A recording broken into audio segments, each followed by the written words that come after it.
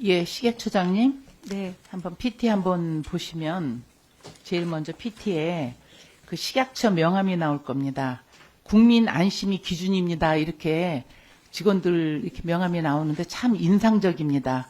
그래서 식약처가 정말 국민 안심을 위해서 일하는지 한번 살펴보겠습니다. 식약처는 일본산 수산물 외에 농축산 가공식품에 대해서 세슘, 요오드, 방사능 검사하고 있죠? 네, 그렇습니다. 네, 전수검사합니까? 실제 샘플 전수 검사하고 있죠? 건건이 들어오는 것마다 하고 있습니다. 그렇지만 건건이 들어오는 거 샘플 검사하는 거죠? 네, 그렇지만 네. 전수 검사가 방사능 검사 제가 샘플 하냐고 전수하냐고 네, 물었습니다. 네, 샘플하고 있습니다. 네, 저 7분 합니다. 샘플 검사를 통해 세슘이 검출되면 어떻게 합니까? 샘플 검사를 통해서 세슘이 검출되면 그 세슘이 1kg당 0.5 베크렐 이상으로 검출되면 일본 측에 삼중수소나 스트론튬 등 제가요, 17종을 묻는 말에만 요구합니다. 답변을 해주세요. 네. 세슘이 검출되면 거기다가 반납을 보내냐, 국내로 들어오냐, 보내죠? 못 들어옵니다. 세슘이 검출된 가공식품이 올해까지 199건입니다. 샘플 검사를 통해서 세슘이 검출됐다면 전수검사하면 어마어마하게 나올 수도 있는 그런 여지가 있죠. 세슘이 2회 이상 검출된 일본산 가공식품에 대해서 우리 의원실에서 점검해 봤습니다. 제가 갖고 있는 게 이게 일본산 된장입니다. 2개를 갖고 나왔어요. 왜? 각각 대형 인터넷몰에서 신청만 하면 바로 나오는 겁니다. 우리가 지난주에 했기 때문에 우리 일반 국민들도 이거를 사서 먹을 수가 있는 거죠. 2022년 2월, 12월 두 차례 세슘이 검출됐습니다. 300kg이 반송이 됐습니다. 근데 최근 5년간 24차례에 걸쳐서 4,160kg이 또 국내로 수입됐습니다. 이게 그 중에 하나입니다. 2022년 이후에도 9차례에 걸쳐서 1,550kg이 들어왔습니다. 한번 PT를 보시면은 거기 나와 있는데요. 이 제품은 일식집 같은 주로 식당에서 소비되는데 금년 올해 9월까지 지난달까지도 국내로 수입되고 있습니다. 쿠팡, 지마켓 등 온라인 쇼핑몰에서 일반 소비자가 쉽게 구매할 수 있습니다. 저도 온라인 쇼핑몰을 통해서 했습니다. 샘플 검사를 통해 통과되고 지난번에 다 반납했는데 또 들어오고 있는데 이 제품인데 세슘 100% 없다고 장담하실 수 있습니까? 제가 그 식약처니까 본인들 실무자들 장담 못한다고 합니다. 여러 차례 세슘이 검출된 제품을 분석해 봤더니 2018년도 자료입니다. 한번 화면 보시면 초콜릿 녹차, 우리 아이들이나 우리 어른들이 잘 먹는 녹차에도 이런 세슘이 있었습니다. 저는 일본산 식품에 대해서 과도한 국민적 우려를 불러일으키는 목적이 아닙니다. 국민의 안심을 위해서도 아까 국민 안심을 위한 일을 한다가 명함에 나와 있듯이 작은 틈도 생기지 않도록 하자는 겁니다. 다음 화면 봐주세요. 한국인들이 가장 즐겨 먹는 방어회입니다. 왼쪽에 있는 게 방어고요. 수산물로 보이는데 맞죠? 화면 보시면 나와 있습니다. 처장님, 네, 오늘 3만 하십니다. 이거 수산물 맞죠? 네, 방어는 수산물입니다. 네. 이 냉동 방어가 수산물입니까? 가공식품입니까? 수산물인지 수산 가공식품인지는 이 식품에 또 다른 식품이나 식품 첨가물을 원료로 사용했는지에 따라서 그렇죠. 결정됩니다. 말씀 잘하셨습니다. 다른 첨가물이 들어가 있지 않는데 다음 한번 보시면 냉동 방어입니다. 바로 냉동 방어인데 이거를 식약처에서 수산 가공식품으로 수입하고 있습니다. 물어보니까 이 단순 가공했어도 포장지에다 넣으면 가공품으로 됩니다. 그래서 낚시하시는 분한테 물었어요. 너무 큰 걸 잡으면 급속 냉동을 해서 절단해서 얼려 갖고 옵니다. 수산물과 수산 가공품 차이가 뭐죠? 수산물과 수산 가공품의 차이는 식품 첨가물을 첨가물 안 하고 첨가했는지 그냥 아닌- 들어오는 겁니다. 그런데 저거는. 이것이 냉동 방어처럼 보여도 냉동 방어를 가공하는 과정에서 뭔가 첨가물을 할 수 있어서 어떤 거랍니까? 예를 들어서 이 냉동 방어 포장이나 할 때 어떤 첨가물이 들어갈 수도 있을 것 같아서 들어갈 식약처- 수도 있다고 여기서 발언하시는 거예요. 만약에 들어가지 않고 그냥 냉동 들어오면 위증하시는 겁니다. 답변 그렇게 하시면 안 돼요. 저희가 다 확인을 했습니다. 식약처에. 그런데 오염수가 방류되고 있는 후쿠시마 앞바다에서는 어업을 시작해서 고등어, 문어, 아기는 아직 안 들어오고 있습니다. 단도직입적으로 물으면 후쿠시마 앞바다에서 잡힌 방어, 고등어, 문어 수입금지 수산물이가 국내에 들어올 수 없습니다. 그렇죠? 네, 후쿠시마 후쿠시마 말에만 인근 답을 해주세요. 못 들어오고 있습니다. 네, 수입 금지입니다. 네. 근데 냉동된 상태로 들어옵니다. 그러니까 냉동된 상태로 들어오면 이거 먹을 수 있습니까? 없습니까? 수산 가공품은 수입되고 있습니다. 막을 수가 없습니다. 이 된장에 세슘이 들어왔는데 최근에 들어온 거 우리가 장담을 못하듯이 2013년부터 금년 8월까지 후쿠시마 등 8개 현에서 수산 가공식품 659톤, 물론 다른 거 같은 거는 갈아서 가공으로 들어오는 것도 있지만 방어 같은 경우는 그냥 냉동에다 포장해서 들어오는 게 많이 있습니다.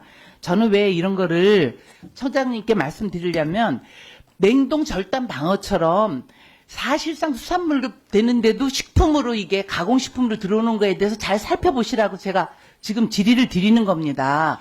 이게 우리 국민들이 후쿠시마 오염수 때문에 지금 얼마나 불안해하고 계십니까? 근데 우리 식약처에서 이 부분을 그냥 이렇게 넘어가시면 안 되죠. 그리고 그 냉동 절단 방어처럼 사실 수산물로 볼 수 있는 수산품 수입되고 있나요? 일단 가공식품 아니요. 처장님, 네. 수입이 됩니까? 안 됩니까? 방어, 아까 제가 절단된 거, 그렇게, 방어 엄청 크죠? 들어옵니까? 안 들어옵니까? 수산 가공식품의 원산지에 따라서 다릅니다. 의원님. 들어오고 있습니다. 실무자는 들어온다고 답변을 줬는데 왜 처장님 그렇게 답변하십니까? 왜냐하면 의원님 가공식품은 잠깐만요. 답변할 시간 드리겠습니다. 네. 저는 하고- 여기서 우리가 허점이 수산물 수입금지의 사각지대가 발생하는 거를 제가 질의하고 싶은 겁니다. 가공식품이라는 것은 첨가제도 넣고 그거를 말린다든가 여러 가지 가공을 할 때 가공식품이고 잡아서 급속 냉동을 해서 절단을 해갖고 포장만 해서 들어오는 건 수산물로 봐야 된다는 얘기입니다. 제가 말씀드린 건데 심각한 사각지대라고 생각합니다. 제가 그 후쿠시마의 일본에서 생산한 플라스틱 가공식품 중에서도 보니까 세슘이 10차례가 누출됐습니다. 그거를 강화나 가다듬어 같이 단순 식품인데도 거기서 세슘이 나왔습니다. 그래서 저는 최소한 선생님께 말씀드린 건 냉동 방어, 냉동 방어, 우리 국민들이 즐겨 먹는 거에 대해서는 냉동 식품에 대해서는 일본 측하고에서 100% 이거 수산 가공품이 아니되는 걸 우리 정부가 입증을 해서 우리 국민들한테 안심하게 해야 됩니다. 명함에만 써붙이는 게 아니라. 그래서 적어도 이제 이상 세슘 이제 방출이 되는 기업이나 그 수입업체에 대해서는요, 샘플 검사량을 많이 늘려야 됩니다. 그리고 때에 따라서는 전수검사를 해야 됩니다. 우리 노무현 정권에서 WTO 때문에 우리가 여러 가지 어려울 때 소고기 수입할 때 뼈 조각만 있어도 안 하는 거를 하기 위해서 우리 국민들을 안심시킨 적이 있습니다. 냉동식품하고 가공식품을 우리 정부가 구분을 해줘야 되는 겁니다.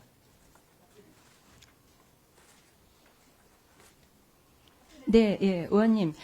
지금 의원님 그 가공식품과 또 온라인 판매식품에 대해서 조금 제가 말씀을 드려도 되겠습니까?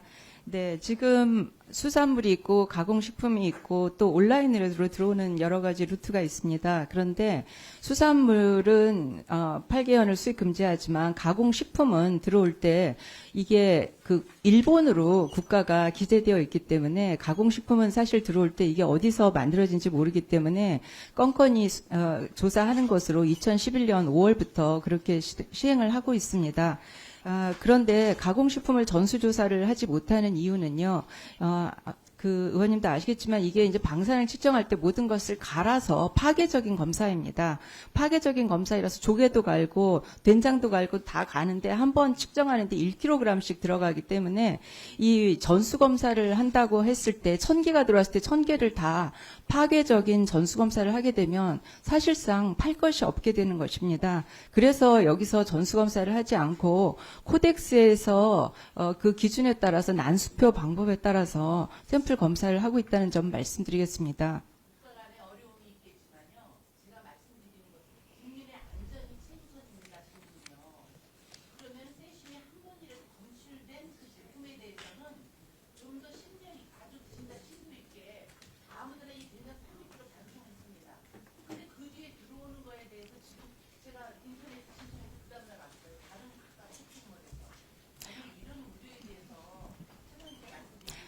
네. 정말 국민들이 아이들이 먹는 초콜릿 하고 싶은데 들어왔어요. 그럼 여기에 대해서 다시 조사하고 예, 정리해 주십시오. 예.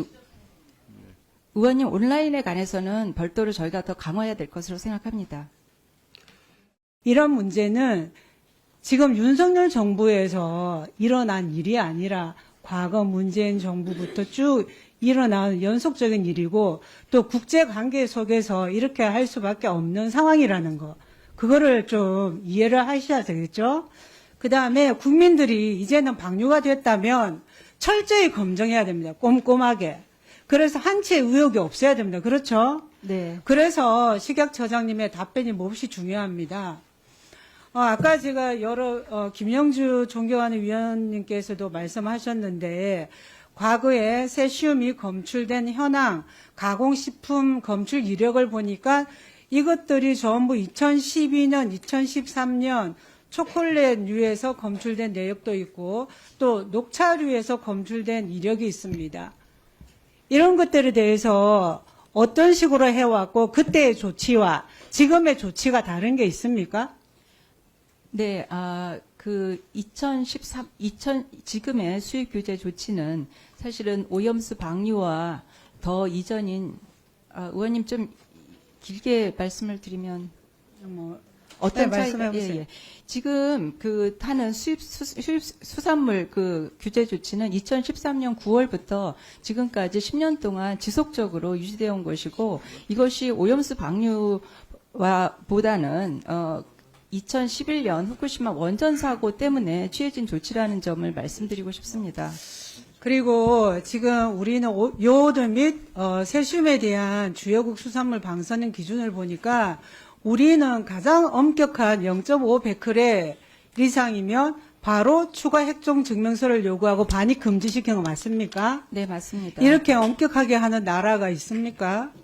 네, 0.5 베크렐 퍼 킬로그램으로 하는 나라는 세계에서 우리나라 가장 엄격한 것으로 알고 있습니다.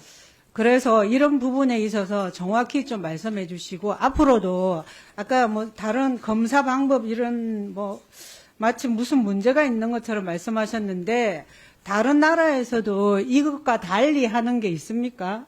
우리와 달리 하는 게? 코덱스의 국제 기준은 사실 세슘이 1000베크렐이고, 미국이나 EU는 1200베크렐 이상입니다. 그래서 우리나라는 코덱스보다 10배 엄격합니다.